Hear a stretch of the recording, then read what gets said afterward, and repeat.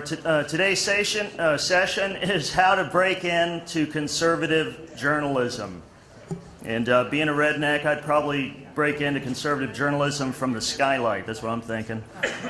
Either that or I'd probably dig through that air conditioning vent over there, or I would jimmy the lock in order to get into conservative journalism. No applause, no laugh, nothing. Matt, I need some help, man. Do you have any jokes? You got the video blogger of the year, so you got to help me here. Hey, here's how to break into conservative journalism. This is what I'm guessing. First of all, you've got to be conservative, right?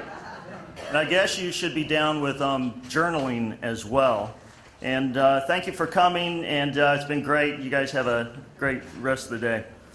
Let's see. Wow, I am so on thin ice right now.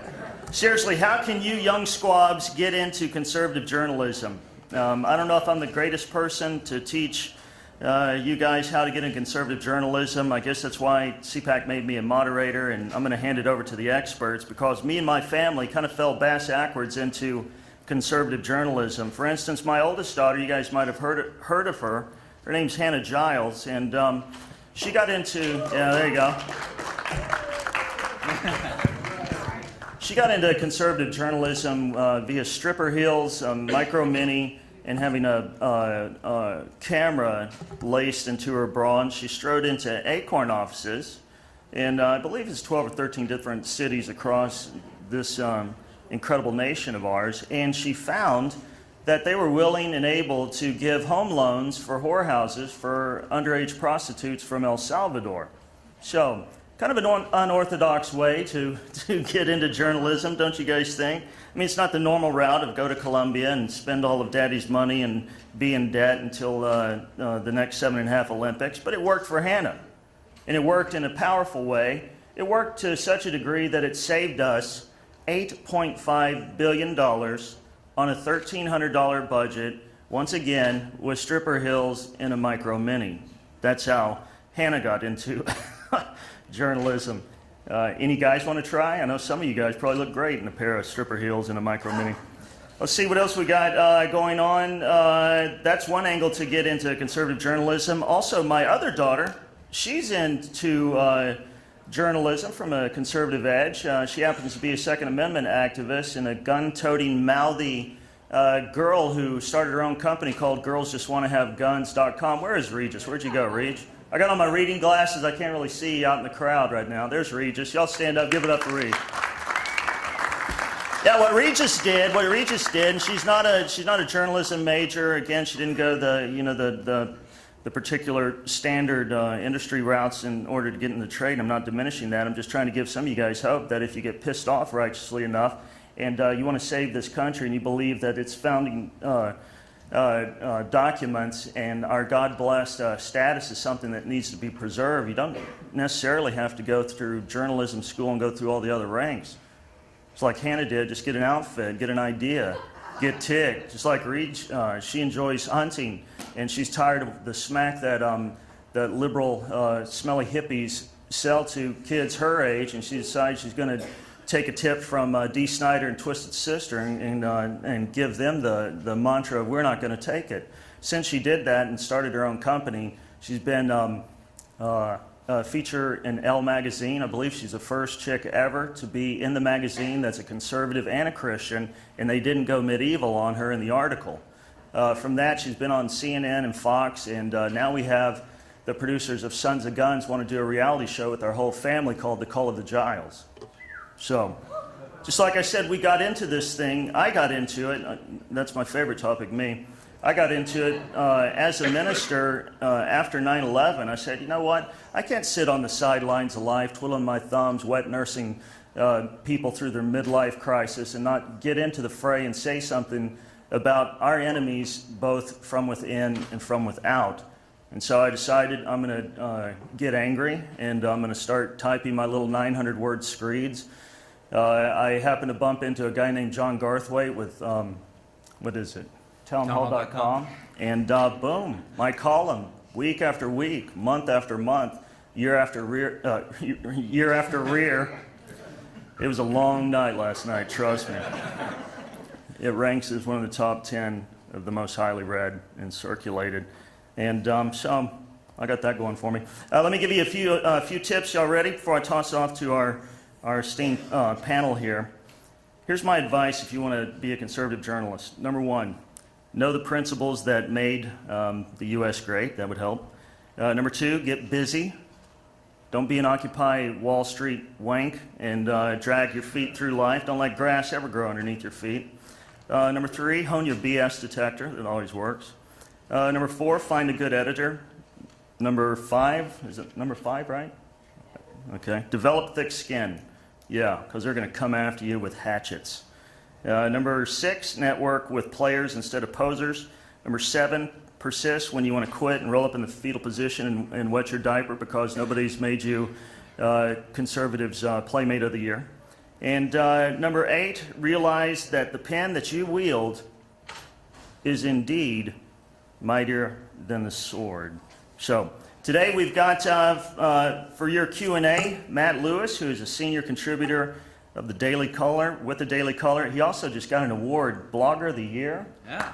Come on, Matt. Thank you very much. Also, and the CPAC YouTube video contest winner, too. Was it for the dancing video that you did? Which one was it? Let's keep that, Okay, that's for another session later time. In the day. It's actually the evening session, right? Also, no, it's great to have Matt here and great to finally meet him. Katie Pavlich, she's news editor for townhall.com. Her stuff on Fast and Furious and that vast and scurrilous operation by the AG Eric Holder is second to none. And we've got Robert Costa, who's first time I've got to meet him. These guys are ready. He's a political reporter for National Review. They're ready and waiting for your questions about how to break into conservative journalism. So let's let the mayhem begin. Well, Thank you, Matt. I'll start. I'm not a very good advice giver. I'm just going to tell you guys what I did and what my story is. And I'll take you back to the college days because I know a lot of you in this room are actually in college, so you're probably wondering, well, how do I get to the front door of Town Hall or how do I get to the front door of Human Events? I started out college as a business major and political science minor.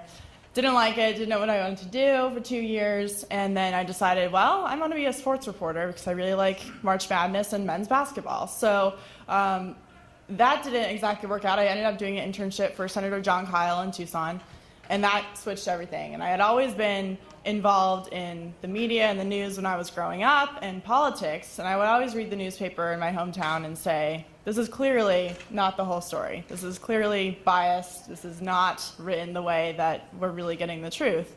And it was always a frustration, but I never saw it as a career opportunity.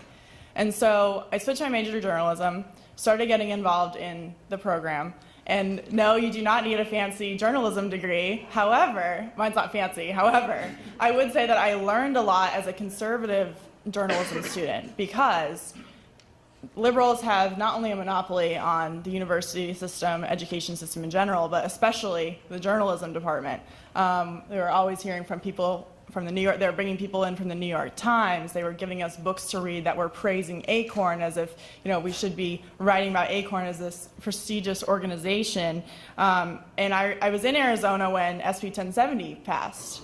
And it was interesting to see how the journalism professors were trying to shape the narrative of the students and how the story was being reported. It's racist. It's discriminatory. So it was interesting to see how the journalism professors are shaping journalists of the future. And I decided, you know what? If I'm upset with this, this is something I'm going to change. And so I was in Tucson during the summer, and I was looking for internships because I knew that I wasn't going to get a job just based on a degree. No one does anymore. If you think you're going to college and that your degree is going to get you a job, it won't. You need real-world experience combined with an education.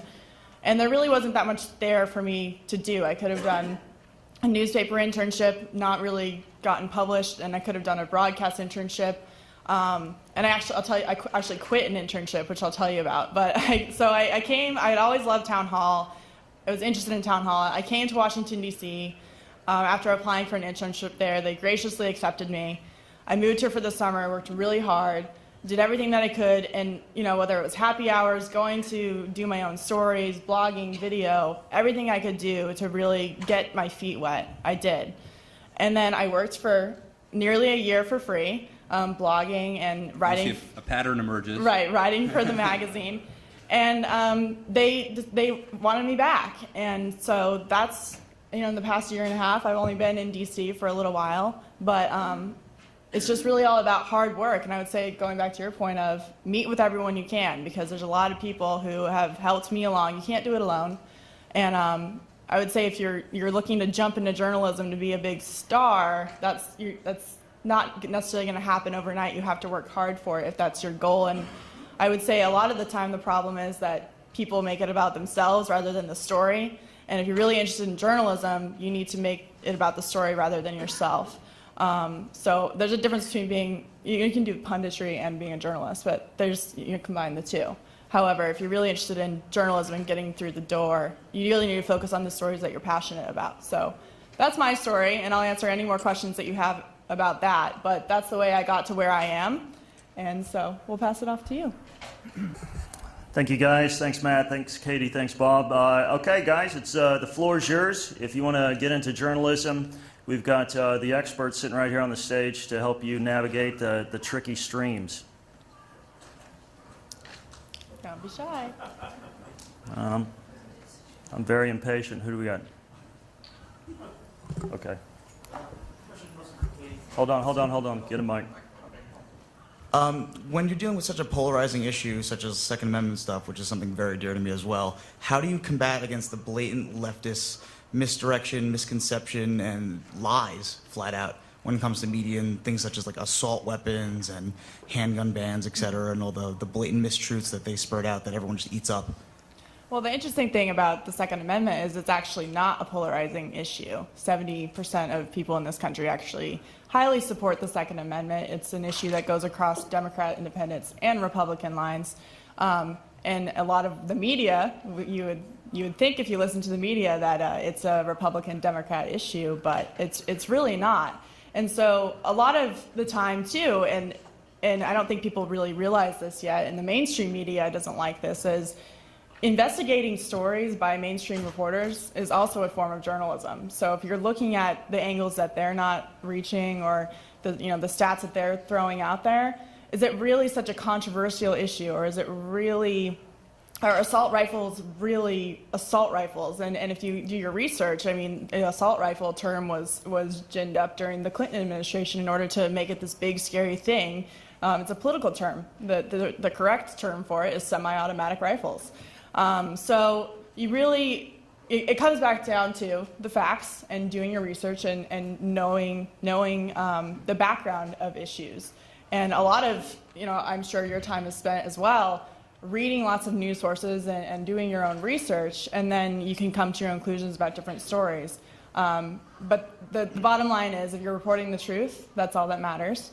And it's funny that you say that too, because yes, they promote this leftist, agenda where they make everything polarizing and everything else, and we don't need to go on about the mainstream media. But in that sense, we're the ones being, I do conservative journalism. I'm not going to sit here and say I'm a straight news reporter. I'm not. But I'm being honest about it up front. I'm coming at this from a conservative perspective. People on MSNBC and the New York Times act like they're moderates and they're presenting this middle of the road argument and story to you, when really it's from a leftist point of view, and they're telling the American people that it's moderate, which is not true at all. Well, and also, I don't necessarily think that opinion is always the right word. I think that we connect the dots a lot as conservative. I connect the dots as a conservative journalist between what the mainstream media is not reporting, why something doesn't make sense. So connecting the dots and explaining the difference between two stories, it's more of an analysis than some of it's a straight-up also opinion. fact-checking. Like I had a story just about 2 weeks ago where Reuters wrote a piece about Marco Rubio that was, I think the fairest way to describe this would be a hit job, because I found 7 inaccuracies that I blogged about, and within hours, Reuters had posted 5 corrections. I think they owe me 2 or 3, but they posted 5 corrections. And I'm not saying that I'm so great that I caught that, but I do think it's awesome how the blogosphere and the new media has empowered these sort of mistakes to be caught, because 25 years ago, we didn't have Rush Limbaugh, you didn't have Fox News, and you didn't have the blogosphere, and you didn't have Twitter. If Reuters could have written that same piece about Rubio, that again now admittedly had 5 errors. I mean, they said that Rubio voted against Supreme Court Justice Sonia Sotomayor. He wasn't even in the Senate. They said that there were some very provably false things in that piece.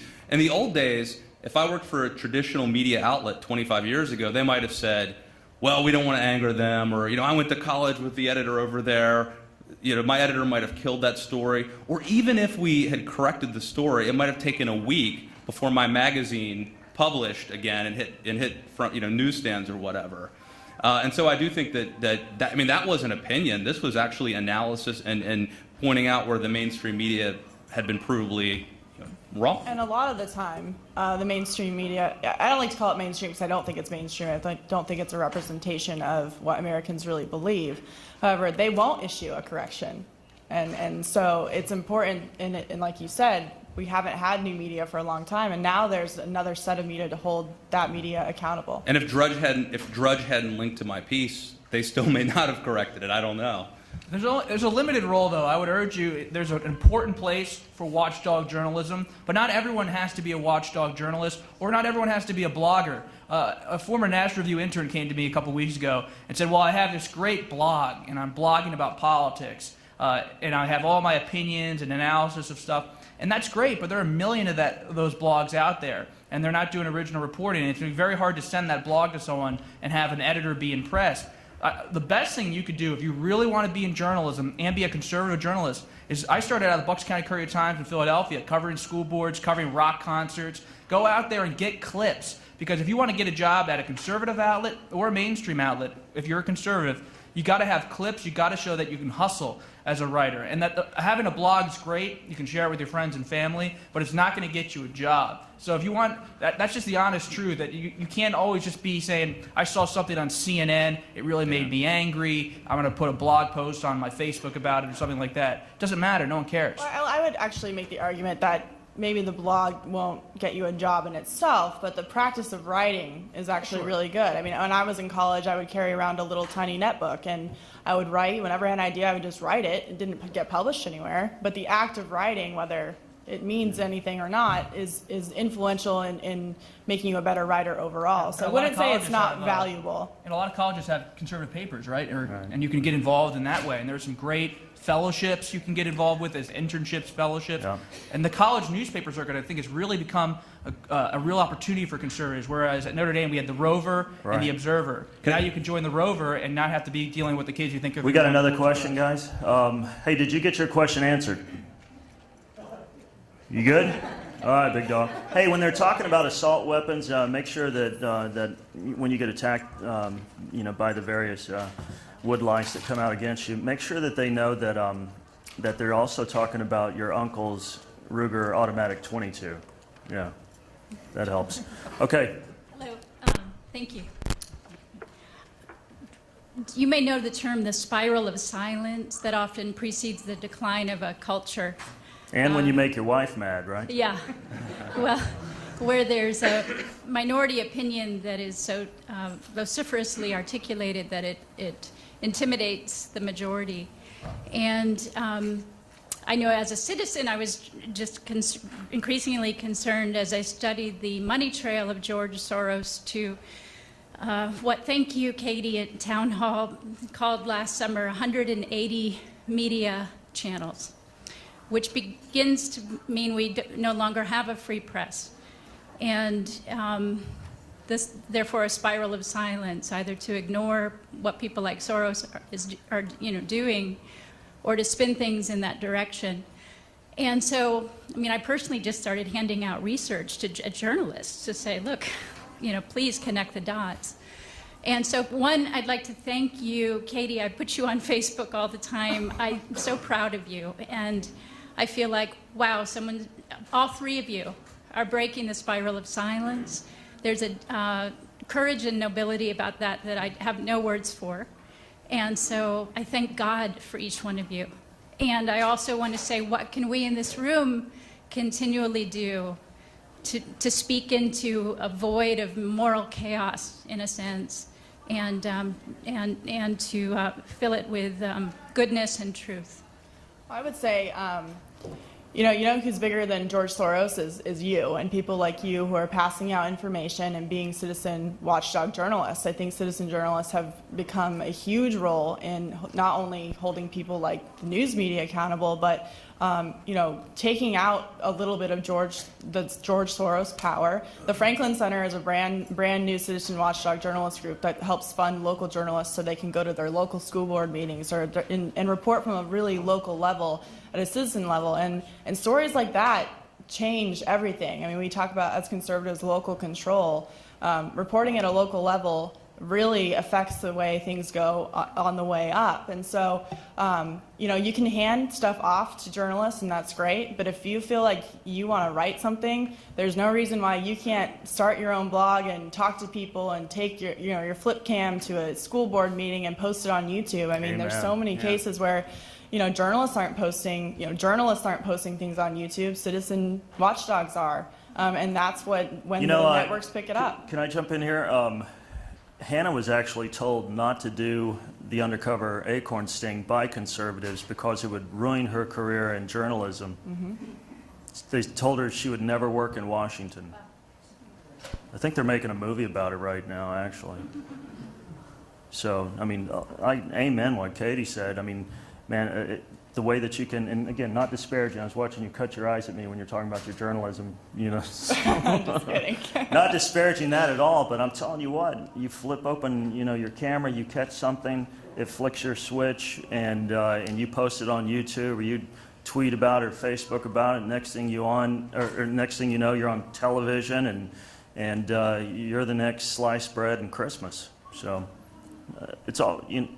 It's not always like that. I mean, that's a unique situation. I just urge that if you don't become the next star, you can still plug away in this field and have a good career, be a solid reporter, a solid writer. You may not be on TV immediately, but don't feel like just because you're not on the Fox News circuit that you're not doing good journalism. But it comes back to what you were saying, that you can just be a good journalist by capturing the moment, being a citizen, and just trying to do your best. I think Bob makes a very good point, which is, I can tell you from my personal experience, to the degree that I've had success, part of it's due to just not quitting. I mean, I even still today go through incredible ups and downs. Like, things will be going good. I wrote a story I'm very proud of, and I'm nice to people all of a sudden, and I'm an easy guy to be around. And then nobody links to my story, and I don't have any ideas. And it would have been so easy to quit. I mean, I think, what is it? Woody Allen said 80% of life is just showing up. A lot of being successful in journalism, and obviously in conservative journalism, is just not quitting. Just keep on keeping on. Yeah. Absolutely. Amen. Next question?